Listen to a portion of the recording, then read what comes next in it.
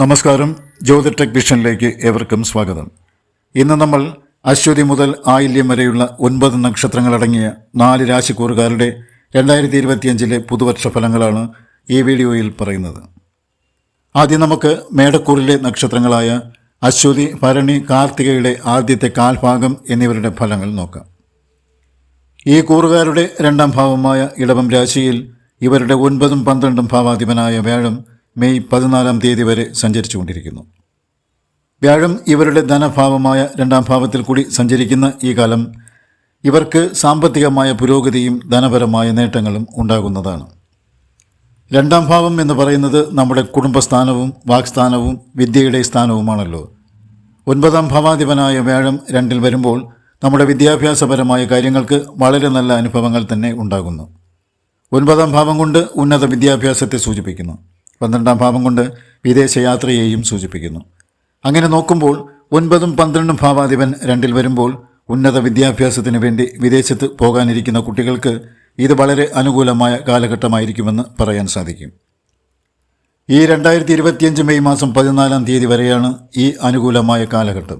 അതിനുശേഷം വ്യാഴം ഇവരുടെ 3ാമത്തെ രാശിയായ മിഥുനത്തിലേക്ക് വരുമ്പോൾ സ്ഥിതിഗതികൾക്ക് കുറച്ച് മാറ്റങ്ങൾ ഉണ്ടാകുന്നു.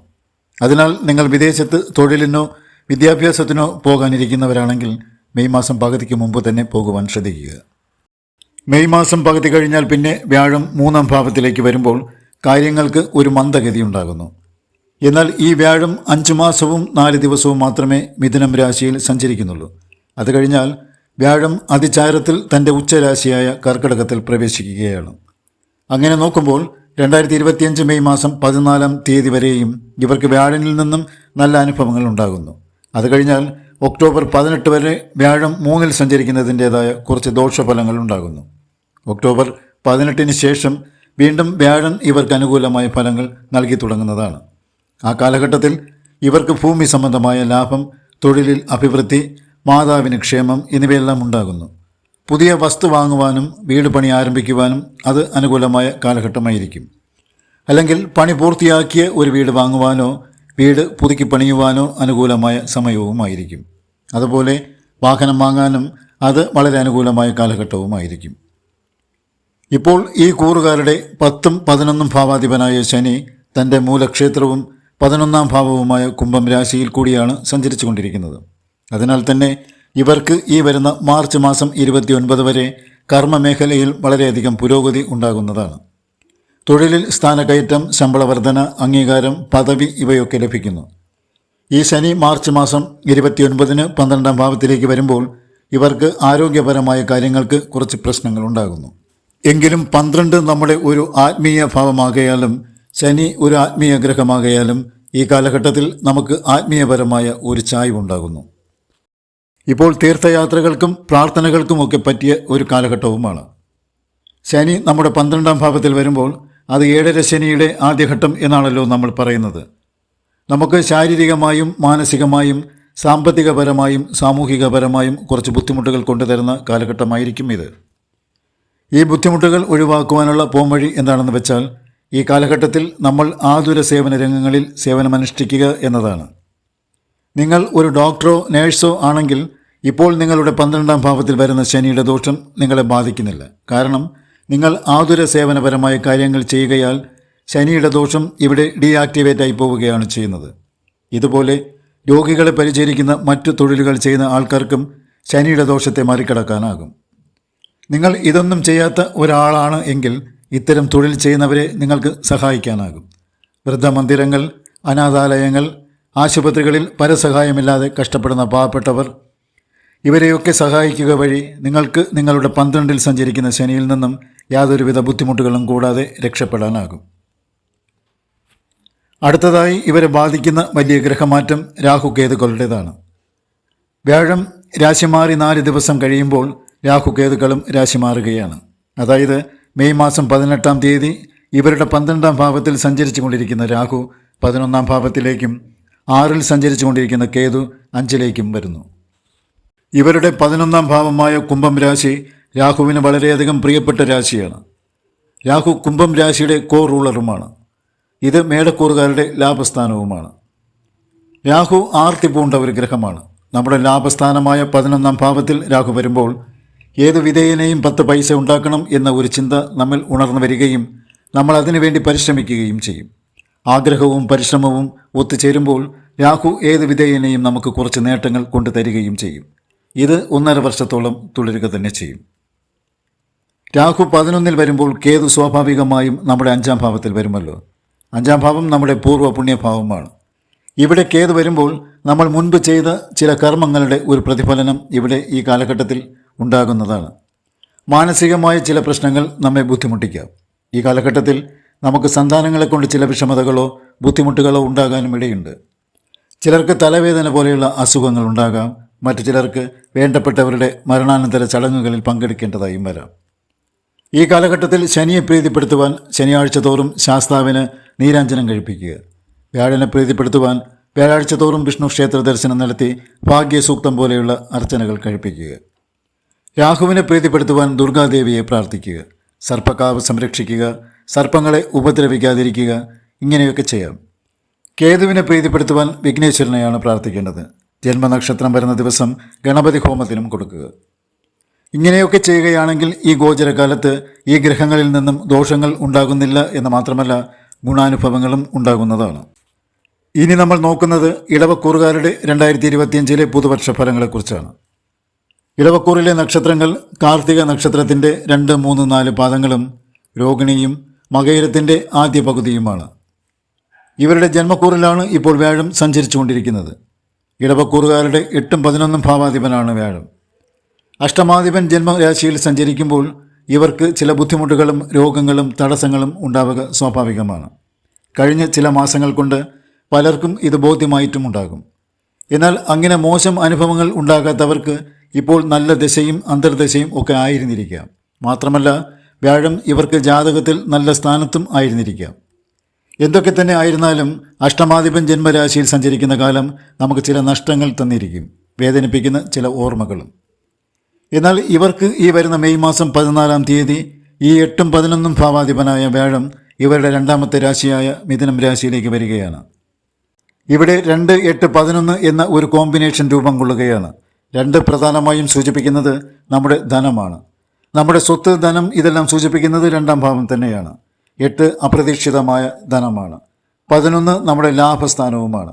അങ്ങനെ നോക്കുമ്പോൾ ഇവർക്ക് ഈ 2025 മെയ് മാസം 14-ാം തീയതിക്ക് ശേഷം 2025 ഒക്ടോബർ 18-നകം അപ്രതീക്ഷിതമായ ചില ധനലാഭങ്ങൾ പ്രതീക്ഷിക്കാം. രോഗങ്ങൾ ഉണ്ടായിരുന്നവർക്ക് അതിനെല്ലാം ഇപ്പോൾ നല്ല ആശ്വാസം ലഭിക്കുന്ന കാലമാണ്. നിങ്ങളുടെ കടങ്ങൾ, ബാധ്യതകൾ ഇവയൊക്കെ വീട്ടുവാനും സാധിക്കുന്നതാണ്. നിങ്ങൾ ലോണിനൊക്കെ അപേക്ഷിച്ചിരുന്ന ഒരു വ്യക്തിയാണെങ്കിൽ ഇപ്പോൾ ഒരു ലോണൊക്കെ ലഭിക്കുന്ന കാലവുമാണ്. നമ്മുടെ കർമ്മഭാവം പുഷ്ടിപ്പെടുകയും കർമ്മമേഖലയിൽ നിന്നും നല്ല വരുമാനം ലഭിക്കുന്നതുമാണ്. ഇഷ്ടപ്പെട്ട ഭക്ഷണം, മനസ്സിന് സ്വസ്ഥത എന്നിവയെല്ലാം ലഭിക്കുന്നതാണ്. 2025 മെയ് മാസം 14-നും ഒക്ടോബർ മാസം 18-നും ഇടയ്ക്കുള്ള 5 മാസവും 4 ദിവസവും ഇവരെ സംബന്ധിച്ചിടത്തോളം വളരെയധികം മെച്ചമായിരിക്കുമെന്ന കാര്യം നിസ്സംശയം പറയാം. അതുപോലെ ഈ 2025 മാർച്ച് മാസം 29-ാം തീയതി ഇവരുടെ 11-ാം ഭാവമായ മീനം രാശിയിലേക്ക് ശനി വരികയാണ്. ശനി 11-ൽ വരുന്നത് നല്ലതാണ്. പക്ഷേ ഇവർക്ക് അത് മാത്രമല്ല, ശനി ഇവരുടെ ധർമാധിപനും കർമാധിപനുമാണ്. കർമാധിപനായ ഗ്രഹം സർവാഭീഷ്ട സ്ഥാനമായ 11-ൽ വരുമ്പോൾ അവിടെ ഒരു രാജയോഗം ഫാം ചെയ്യുകയാണ്. അങ്ങനെ നോക്കുമ്പോൾ ഇവരുടെ ഭാഗ്യം ഈ കാലഘട്ടത്തിൽ വർദ്ധിക്കുന്നതാണ്. തൊഴിലിൽ വൻ പുരോഗതി ഉണ്ടാവുകയും ചെയ്യും. അതിൽ നിന്നും നല്ല വരുമാനം ലഭിക്കുകയും ചെയ്യും. ഇവർക്കിപ്പോൾ പുതിയ തൊഴിൽ സംരംഭങ്ങൾ ആരംഭിക്കുവാൻ പറ്റിയ സമയമാണ്. ബിസിനസ്സിൽ ധൈര്യമായി പണം മുടക്കാം. തൻ്റെ ബിസിനസ് വിപുലപ്പെടുത്തിയെടുക്കുകയും ചെയ്യാം. ഇപ്പോൾ ജാതകത്തിൽ മോശം ദശ അനുഭവിച്ചു കൊണ്ടിരിക്കുന്നവർക്ക് ഇത് അനുകൂലമായ സമയമാണ്. വളരെ നീണ്ട വർഷമുള്ള ദശകൾ നടക്കുന്നവർക്ക് ആ ദശാനാഥൻ മോശം സ്ഥിതിയിലാണ് ജാതകത്തിൽ നിൽക്കുന്നതെങ്കിൽ അത് കഴിയുന്നതുവരെ പുതിയ സംരംഭങ്ങളൊന്നും തുടങ്ങുവാൻ പാടില്ലല്ലോ. അങ്ങനെയുള്ള ദശാകാലത്ത് പുതിയ സംരംഭങ്ങൾ ആരംഭിച്ചാൽ അത് പരാജയപ്പെടുവാനും സാധ്യതയുണ്ടല്ലോ. എന്നാൽ അത്തരം മോശം ദശ അനുഭവിച്ചു കൊണ്ടിരിക്കുന്നവർക്കും എന്തെങ്കിലും സംരംഭങ്ങൾ ആരംഭിക്കണമെന്നുണ്ടെങ്കിൽ അത് ഇപ്പോൾ ആരംഭിക്കാവുന്നതാണ്. കാരണം പ്രബലന്മാരായ വ്യാഴനും ശനിയും ഇവർക്കിപ്പോൾ അനുകൂല സ്ഥാനത്താണ്. മറ്റെന്ത് ദോഷങ്ങളെയും ഇവർ ഹനിച്ചു കളയും. അതിനാൽ നിങ്ങൾക്കിത് സുവർണാവസരമാണ്. ഇടവക്കൂറുകാരുടെ കാര്യം മാത്രമാണ് ഇവിടെ പറഞ്ഞത്. മറ്റു കൂറുകാർക്ക് ഇത് ബാധകമല്ല. ഈ കൂറുകാരുടെ 11-ൽ രാഹുവും 5-ൽ കേതുവും സഞ്ചരിച്ചു കൊണ്ടിരിക്കുകയാണല്ലോ. ഈ മെയ് മാസം 18-ാം തീയതി രാഹു 10-ലേക്കും കേതു 4-ലേക്കും വരുന്നു. രാഹു ഒരു പാപഗ്രഹമാണ്, അത് ശരിയാണ്. പക്ഷേ രാഹു 10-ൽ വരുമ്പോൾ അത് നമ്മുടെ കർമ്മ മേഖലയ്ക്ക് ഒരു പുത്തൻ ഉണർവും ഉന്മേഷവുമൊക്കെ തരുന്നു. കാരണം രാഹു വളരെ ആക്റ്റീവായ ഗ്രഹമാണ്. രാഹു നമ്മുടെ കർമ്മഭാവത്തിൽ വരുമ്പോൾ നമ്മൾ കൂടുതൽ പ്രവർത്തന നിരതരാവുകയാണ് ചെയ്യുന്നത്. തൻ്റെ കർമ്മമേഖല വികസിപ്പിക്കണം, എങ്ങനെയും അതിനെ വളർത്തിയെടുക്കണം എന്ന രീതിയിലുള്ള ചിന്തകൾ നമ്മിൽ ഉണ്ടാവുകയും നമ്മൾ അതിനുവേണ്ടി അഹോരാത്രം പരിശ്രമിക്കുകയും ചെയ്യും. അങ്ങനെ ചെയ്താൽ അത് വിജയിക്കുകയും ചെയ്യും. കാരണം രാഹു ഇപ്പോൾ മെയ് 18-ന് വരാൻ പോകുന്നത് തനിക്ക് ഏറ്റവും പ്രിയപ്പെട്ട കുംഭം രാശിയിലുമാണ്. കുംഭം രാശിയുടെ അംഗരാജാവാണ് രാഹു.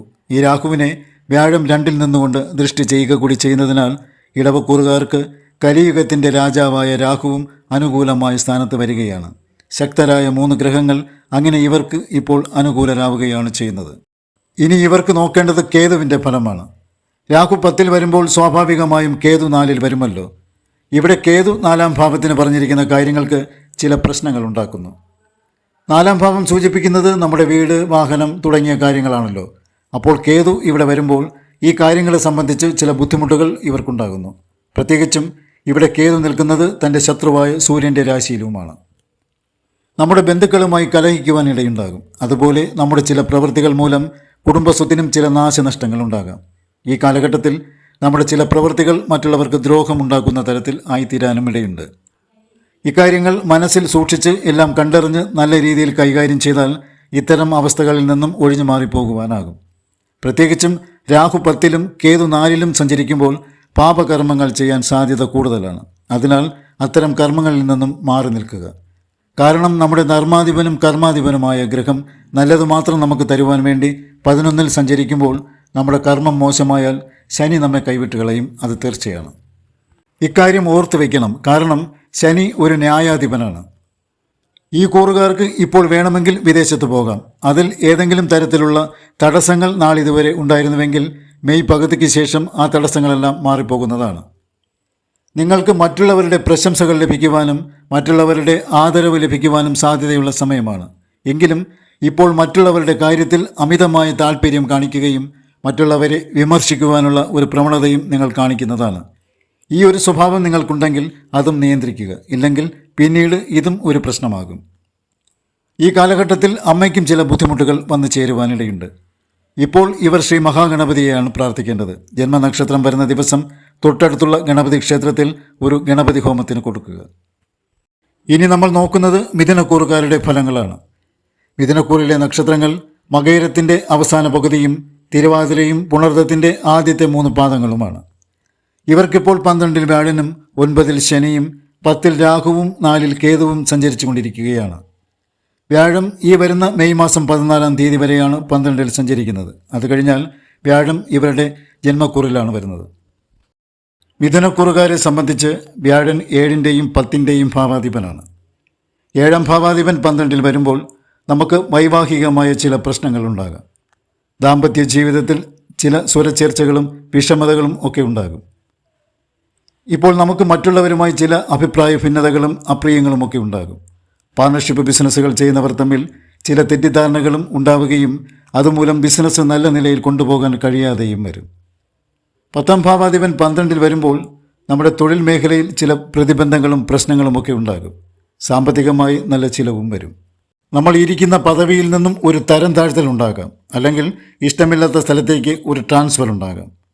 എങ്കിലും ഈ കാലഘട്ടത്തിൽ ആത്മീയപരമായ കാര്യങ്ങളിൽ താല്പര്യം വർദ്ധിക്കുന്നതാണ്. മനസ്സിൽ ഈശ്വരവിശ്വാസം വന്ന് നിറയുകയും മതപരമായ കാര്യങ്ങളിൽ ഒരു ശ്രദ്ധ ഉണ്ടാവുകയും ചെയ്യും. തീർത്ഥയാത്രകൾക്കും പറ്റിയ സമയമാണിത്. 2025 മെയ് മാസം 14-ാം തീയതി വരെയുള്ള കാര്യമാണ് ഇവിടെ പറഞ്ഞത്. മെയ് മാസം 14-ാം തീയതി വ്യാഴം ജന്മക്കുറിയിലേക്ക് വരുമ്പോൾ നമുക്ക് ദാമ്പത്യപരമായും തൊഴിൽപരമായും ചില ഉത്തരവാദിത്വങ്ങൾ വന്നു ചേരും.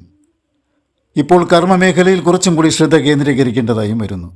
ജീവിത പങ്കാളിയുമായി നല്ല ഒരു ബന്ധം ഉണ്ടാക്കിയെടുക്കുവാൻ ഈ കാലഘട്ടത്തിൽ സാധിക്കുന്നു. അവരുമായിട്ട് എന്തെങ്കിലും അഭിപ്രായ ഭിന്നതകളൊക്കെ ഉണ്ടായിരുന്നുവെങ്കിൽ അതെല്ലാം സംസാരത്തിലൂടെ പരിഹരിക്കുവാൻ സാധിക്കുന്നതാണ്. വ്യാഴം ഗോചരത്തിൽ ജന്മക്കൂറിൽ വരുമ്പോൾ നമുക്ക് മാനസികമായ ചില ബുദ്ധിമുട്ടുകൾ വന്നു ചേരുന്നു. മനസ്സിന് ഈ കാലത്ത് സ്വസ്ഥത കുറവായിരിക്കും. ഓരോരോ കാര്യങ്ങൾ മനസ്സിലിട്ട് ഇങ്ങനെ അലട്ടിക്കൊണ്ടിരിക്കും. സാമ്പത്തികമായ ചില നഷ്ടങ്ങളും ഈ കാലത്ത് ഉണ്ടാകാം. അടുത്ത ബന്ധുക്കളുമായി അഭിപ്രായ വ്യത്യാസങ്ങളും ശത്രുതയുമൊക്കെ ഉണ്ടാകാം. വ്യാഴം പൊതുവെ മിഥുനം രാശിക്കാർക്ക് അത്ര അനുകൂലനല്ല. അതിനാൽ വ്യാഴം ജന്മരാശിയിൽ സഞ്ചരിക്കുന്ന കാലം ഇവർ വലുതായിട്ടൊന്നും പ്രതീക്ഷിക്കേണ്ട കാര്യമില്ല. എന്നാൽ 2025 ഒക്ടോബർ മാസം 18-ാം തീയതി വ്യാഴം ഇവരുടെ രണ്ടാമത്തെ ഭാവമായ കർക്കിടകത്തിൽ വരുമ്പോൾ സ്ഥിതിഗതികൾക്ക് ഒരു മാറ്റം തന്നെ ഉണ്ടാകുന്നു.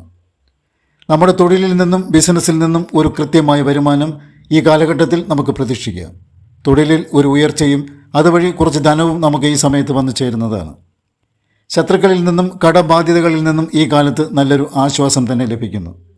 ഏതെങ്കിലും രോഗങ്ങൾ മൂലം ക്ലേശങ്ങൾ അനുഭവിച്ചു കൊണ്ടിരിക്കുന്നവർക്ക് അതിൽ നിന്നെല്ലാം ഒരു മോചനം ലഭിക്കുന്നതുമായിരിക്കും.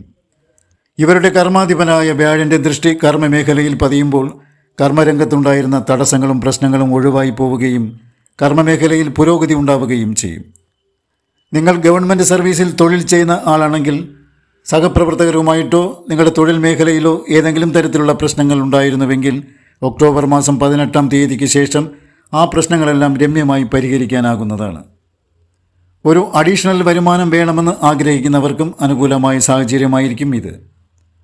മാർച്ച് മാസം 29-ന് ഇവർക്ക് ശനി കർമ്മസ്ഥാനത്ത് വരികയാണ്. ശനി 10-ാം ഭാവത്തിൽ വരുമ്പോൾ നമ്മൾ അതിന് കണ്ടകശനി എന്നാണല്ലോ പറയുന്നത്. അതായത് കണ്ടകം എന്ന് പറഞ്ഞാൽ ഒരു കേന്ദ്രസ്ഥാനം എന്നാണ് അർത്ഥം. ശനി ഒരു കേന്ദ്രഭാവത്തിൽ നിൽക്കുന്നത് നന്നല്ല.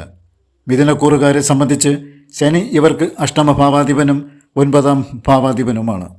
ഇവർക്ക് അപ്രതീക്ഷിതമായ ലാഭങ്ങൾ കൊണ്ടുതരുന്നതും അപ്രതീക്ഷിതമായ നഷ്ടങ്ങൾ കൊണ്ടുതരുന്നതും ശനിയാണ്. ഈ ശനി കർമ്മസ്ഥാനത്ത് വരുമ്പോൾ കർമ്മരംഗത്ത് പ്രതീക്ഷിക്കാത്ത ചില നേട്ടങ്ങളും നഷ്ടങ്ങളും ഉണ്ടാകാം. കർമ്മരംഗത്ത് ഈ ശനി 2025 ഒക്ടോബർ മാസം 14-ാം തീയതി വരെ ഒരു അനിശ്ചിതത്വം തരുന്നതാണ്. എന്നാൽ ഒക്ടോബർ മാസം 14-ാം തീയതി 10-ാം ഭാവാധിപനായ വ്യാഴം തൻ്റെ ഉച്ചക്ഷേത്രമായ കർക്കിടകത്തിൽ വന്നിട്ട് തൻ്റെ സ്വന്തം രാശിയായ മീനം രാശിയെയും അവിടെ നിൽക്കുന്ന ശനിയെയും ദൃഷ്ടി ചെയ്യുമ്പോൾ കർമ്മമേഖലയിൽ ഇവർക്കുണ്ടായിരുന്ന തടസ്സങ്ങൾ മാറി ഒരു വൻ കുതിച്ചുകയറ്റം തന്നെ പ്രതീക്ഷിക്കാം. അപ്പോൾ ഈ ശനി നിങ്ങൾക്ക് ഭാഗ്യാനുഭവങ്ങളും തന്നു തുടങ്ങും. എങ്കിലും മാർച്ച് മാസം 29-ന് അഷ്ടമാധിപൻ കർമ്മസ്ഥാനത്ത് വരുമ്പോൾ പിതൃസ്ഥാനത്തുള്ളവരുടെ ഏതെങ്കിലും കർമ്മങ്ങൾ ചെയ്യുവാനിട വരുന്നു. ഇവരുടെ പിതൃസ്ഥാനമായ 9-ാം ഭാവത്തിൻ്റെ അധിപനും കൂടിയാണല്ലോ ശനി. നമ്മുടെ കർമ്മഭാവത്തിൽ 2 ആത്മീയ ഗ്രഹങ്ങളുടെ സാന്നിധ്യം വരുമ്പോൾ പ്രത്യേകിച്ചും അത് ഒരു മോക്ഷത്തിൻ്റെ രാശിയും കൂടിയാകയാൽ നമ്മിലും ആത്മീയപരമായ ചിന്തകൾ ഉണർന്നു വരികയും ആത്മീയവും ആധ്യാത്മികവുമായ കാര്യങ്ങളിൽ നമ്മുടെ ശ്രദ്ധ തിരിയുകയും ചെയ്യും. പുണ്യസ്ഥലങ്ങൾ സന്ദർശിക്കുവാനും പുണ്യസ്നാനങ്ങൾ ചെയ്യുവാനും ഇടവരും. മനുഷ്യജീവിതത്തിലെ അർത്ഥതലങ്ങളെക്കുറിച്ച് നമ്മുടെ ഉള്ളിൽ ഒരു ബോധം ഉണർത്തുന്ന കാലഘട്ടമായിരിക്കും ഇത്. ഇപ്പോൾ നമ്മൾ മരണത്തെക്കുറിച്ചും മരണാനന്തര ജീവിതത്തെക്കുറിച്ചുമൊക്കെ ചിന്തിക്കും. മനുഷ്യജീവിതം വെറും വ്യർത്ഥമാണെന്ന ഒരു ചിന്തയും നമ്മുടെ ഉള്ളിൽ രൂപം കൊള്ളും. ലൗകികമായ എല്ലാ സ്വപ്നങ്ങളും വെടിഞ്ഞ് നമ്മൾ അലൗകികമായ എന്തോ ഒന്നിനെ തിരഞ്ഞുകൊണ്ടിരിക്കും. മെയ് മാസം 18-ാം തീയതി രാഹു ഇവരുടെ 9-ാം ഭാവത്തിലും കേതു 3-ാം ഭാവത്തിലും വരുന്നു.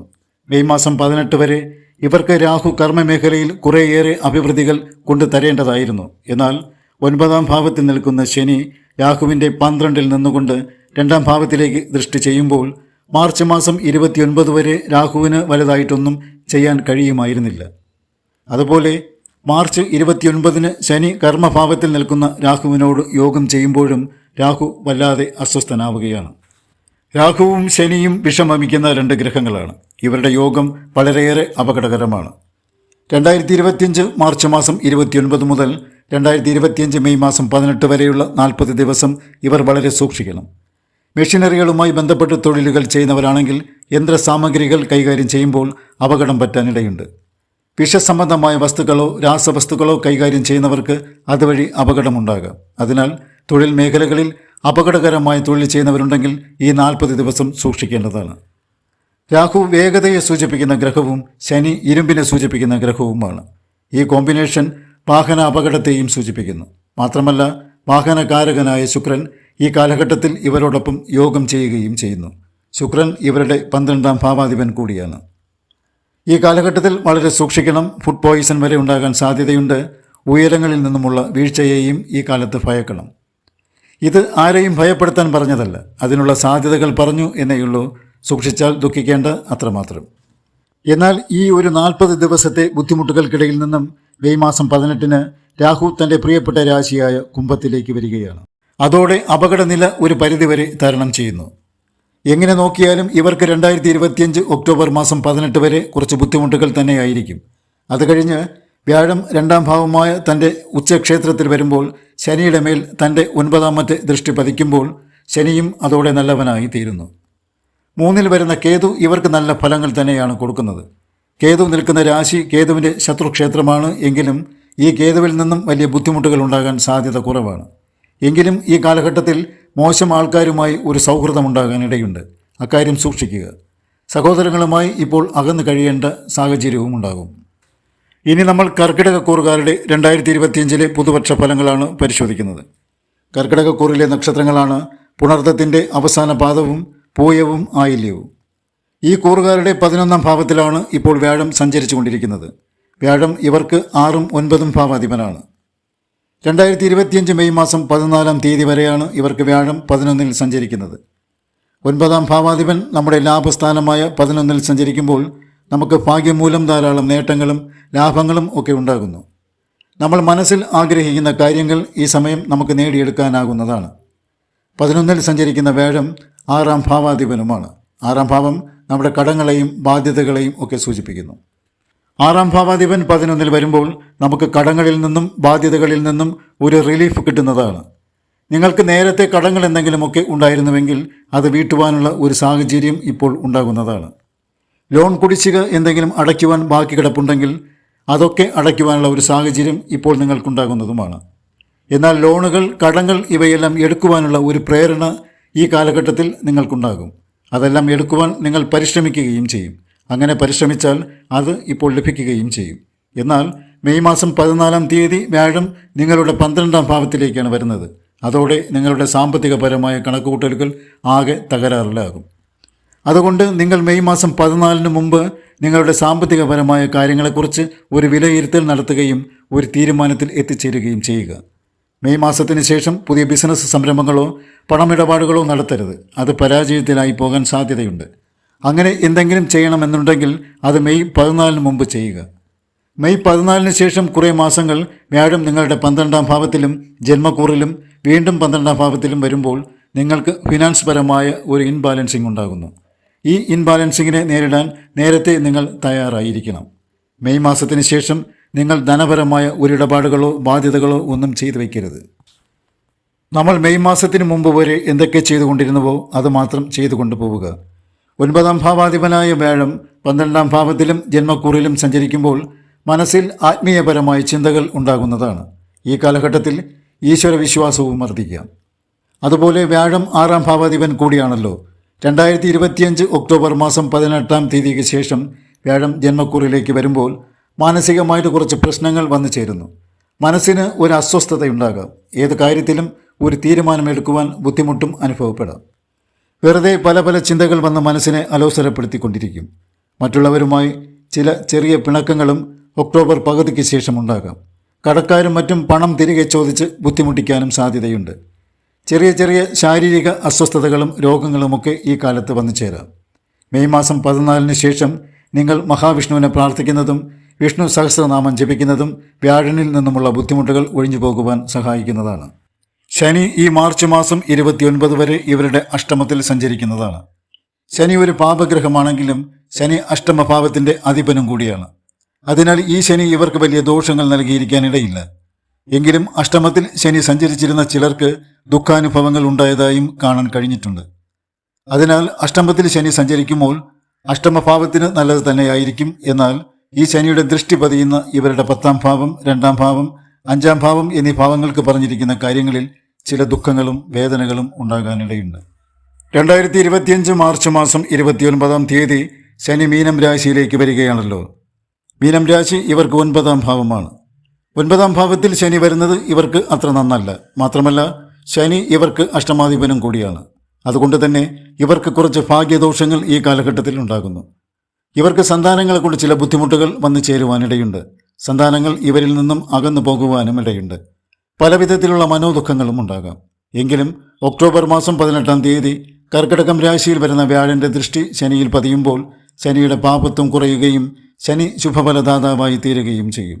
ഈ സാഹചര്യത്തിൽ ഇവർക്ക് ആത്മീയപരമായ ഒരു ചായ്വ് ഉണ്ടാവുകയും ഈശ്വരനിൽ ഒരു വിശ്വാസം വന്നു ചേരുകയും ചെയ്യും. പുണ്യസ്ഥലങ്ങൾ സന്ദർശിക്കുവാനൊക്കെ ഇവർക്ക് അവസരം വന്നു ചേരുന്നതാണ്. മെയ് മാസം 18-ന് ഇവരുടെ 9-ൽ സഞ്ചരിച്ചു കൊണ്ടിരിക്കുന്ന രാഹു അഷ്ടമത്തിലും 3-ൽ സഞ്ചരിച്ചു കൊണ്ടിരിക്കുന്ന കേതു 2-ലും വരുന്നു. രാഹു അഷ്ടമത്തിൽ വരുമ്പോൾ കുറച്ച് ക്ലേശഫലങ്ങളും പല കാര്യങ്ങളിൽ തോൽവിയും അപവാദം കേൾക്കുവാൻ ഇടവരികയും ഒക്കെ ചെയ്യുന്നതാണ്. ഒരു കാര്യത്തിനിറങ്ങിത്തിരിക്കുമ്പോൾ അതിൽ തടസ്സങ്ങൾ വരാൻ സാധ്യതയും ഉണ്ടാകേണ്ടതാണ്. എന്നാൽ രാഹു ഇപ്പോൾ വരുന്നത് തനിക്ക് ഏറ്റവും ബലമുള്ള കുംഭം രാശിയിലാണ്. കുംഭം രാശിയുടെ അംഗരാജാവാണ് രാഹു. മാത്രമല്ല ഈ രാഹുവിന് വ്യാഴന്റെ ദൃഷ്ടിയും ലഭിക്കുന്നു. അതിനാൽ ഈ രാഹുവിൽ നിന്ന് നല്ല ഫലങ്ങൾ തന്നെ ലഭിക്കും എന്ന് നമുക്ക് പ്രതീക്ഷിക്കാം. കേതു 2-ൽ വരുമ്പോൾ 2 നമ്മുടെ വാക്സ്ഥാനമാണല്ലോ. അങ്ങനെ നോക്കുമ്പോൾ ഈ കാലഘട്ടത്തിൽ നമുക്ക് പലരുമായിട്ടും വാക്വിരോധങ്ങൾ ഉണ്ടാകാനിടയുണ്ട്. ഈ കാലഘട്ടത്തിൽ ഇവർക്ക് ശരീരബലവും ബുദ്ധിയും ഒക്കെ വർദ്ധിക്കുന്നതായിരിക്കും. സുഖലോലുപതയിൽ താല്പര്യം കൂടുകയും ചെയ്യും. എന്നാൽ പഠിക്കുന്ന കുട്ടികൾക്ക് പഠിത്തത്തിലുള്ള താല്പര്യം കുറയുവാനും ഇടയുണ്ട്. മറ്റുള്ളവരെ മാനസികമായും ശാരീരികമായും വേദനിപ്പിക്കുന്ന ഒരു പ്രവണതയും ഇപ്പോൾ ചിലരിലെങ്കിലും കാണപ്പെടാം. ഇവർ ശനിപ്രീതികരമായ കാര്യമാണ് പ്രധാനമായും ചെയ്യേണ്ടത്.